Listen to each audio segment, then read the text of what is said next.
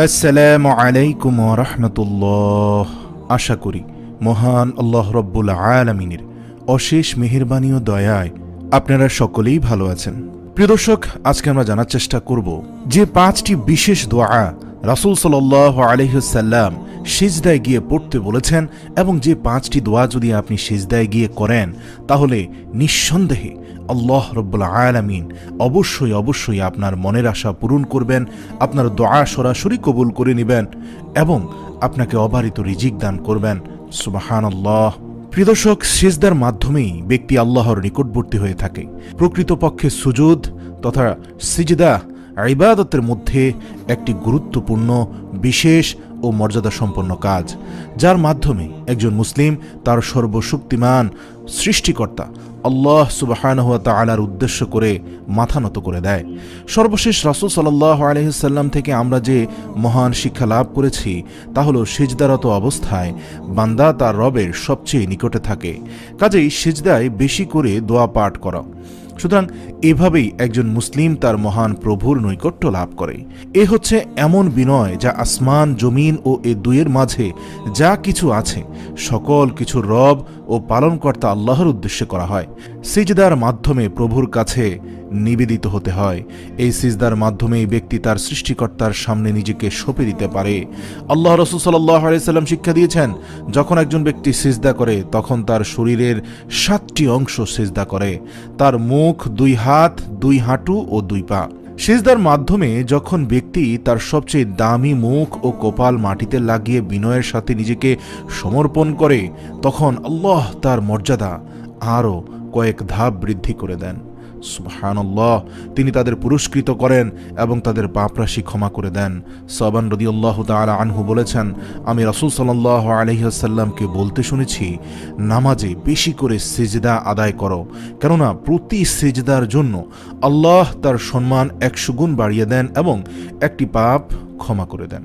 সিজদা জান্নাতের দরজাসমূহ খুলে দেয়। রাসূল সাল্লাল্লাহু আলাইহি ওয়াসাল্লাম আমাদের শিক্ষা দিয়েছেন যে সিজদার মাধ্যমে, বিশেষ করে নামাজে যখন আমরা আল্লাহর প্রতি ব্যাকুল হই, তখন জান্নাতের দরজাসমূহ খুলে যায়।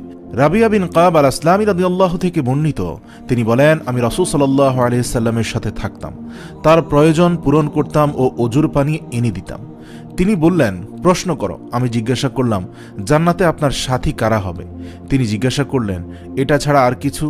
আমি জবাবে বললাম, শুধু এটুকুই। তিনি বললেন, বেশি বেশি সিজদা করো যেন আমি তোমাকে সাহায্য করতে পারি। সুবহানাল্লাহ। এবং মহান আল্লাহ তাআলার স্বীয় মহান গ্রন্থ আল কোরআনে স্বয়ং আল্লাহই বলে দিয়েছেন, সিজদা করো এবং আল্লাহর নিকটবর্তী হও। সুবহানাল্লাহ। প্রিয় দর্শক, মাহে রমজানের শেষ সময়ে এসে উপস্থিত হয়েছে। আজকে আপনাদেরকে রাসূল সাল্লাল্লাহু আলাইহি সাল্লামের সিজদার এমন 5টি দোয়া শিখিয়ে দেওয়ার চেষ্টা করব ইনশাআল্লাহ।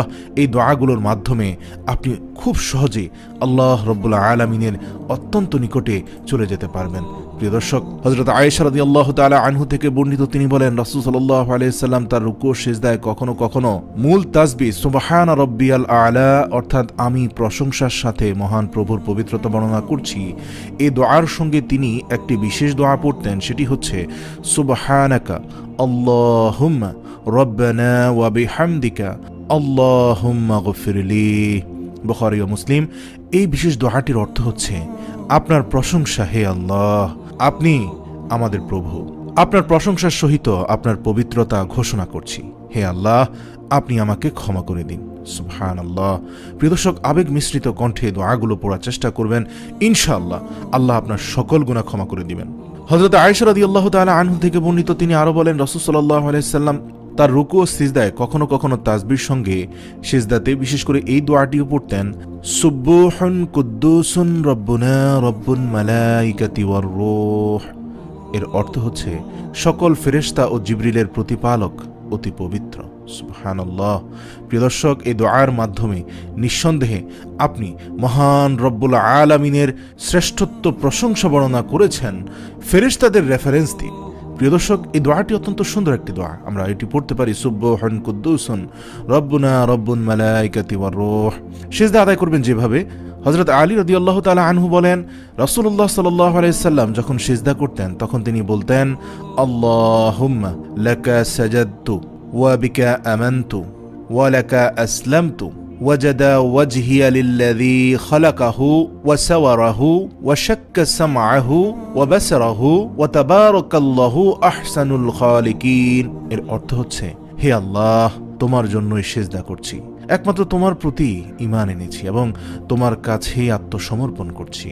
আমার মুখমণ্ডল ওই সত্তার জন্য সিজদাবনত হয়েছে যিনি উহাকে সৃষ্টি করেছেন, সুসমন্বিত আকৃতি দিয়েছেন এবং তাতে কান ও চক্ষু স্থাপন করেছেন। নিপুণতম সৃষ্টিকর্তা আল্লাহ তাআলা কত কল্যাণময়।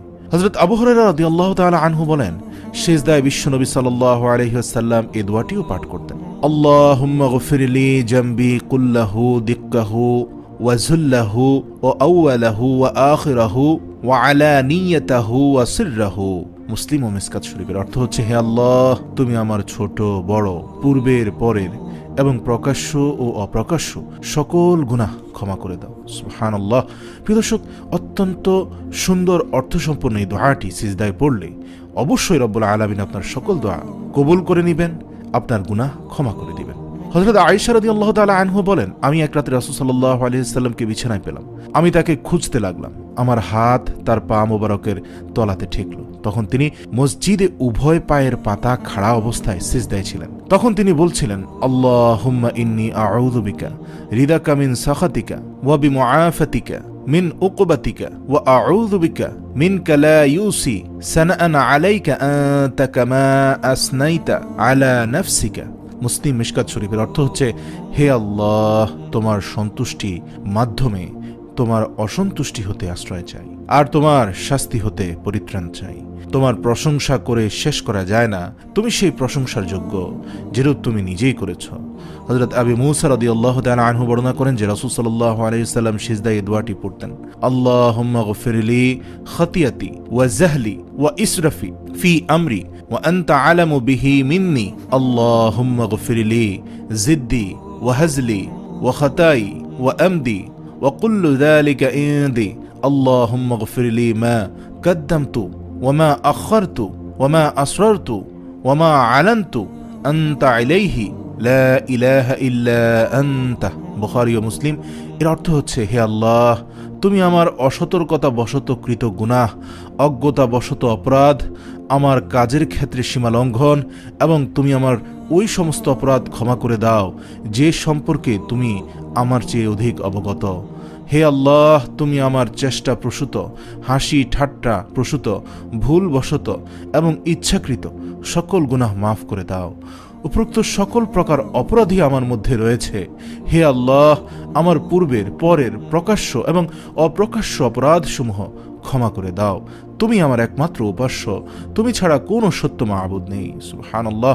প্রিয় দর্শক, পরিশেষে একটি কথাই বলতে চাই, সিজদার মধ্যে বিশ্বনবী সাল্লাল্লাহু আলাইহি ওয়াসাল্লাম বেশি বেশি দোয়া করার আদেশ দিয়েছেন। তিনি বলতেন, আশা করা যায় তোমাদের হাত তুলে দোয়া কবুল না হলেও সিজদা অবস্থায় তোমাদের দোয়া কবুল করা হবে। সিজদার মধ্যে বিশ্বনবী সাল্লাল্লাহু আলাইহি ওয়াসাল্লাম বেশি বেশি দোয়া করার আদেশ দিয়েছেন। তিনি বলতেন, আশা করা যায় যে সিজদারত অবস্থায় তোমাদের দোয়া অবশ্যই কবুল করা হবে। আল্লাহ তাআলা মুসলিম উম্মাহকে নামাজের সিজদায় সে সকল দোয়া পড়ার তৌফিক দান করুক যে দোয়াগুলো বিশ্বনবী সাল্লাল্লাহু আলাইহি ওয়াসাল্লাম পড়তেন। আল্লাহ তাআলা উম্মতে মুহাম্মদীকে সিজদায় বিশ্বনবীর পঠিত দোয়াগুলো যথাযথভাবে পড়ার তৌফিক দান করুক। আমিন।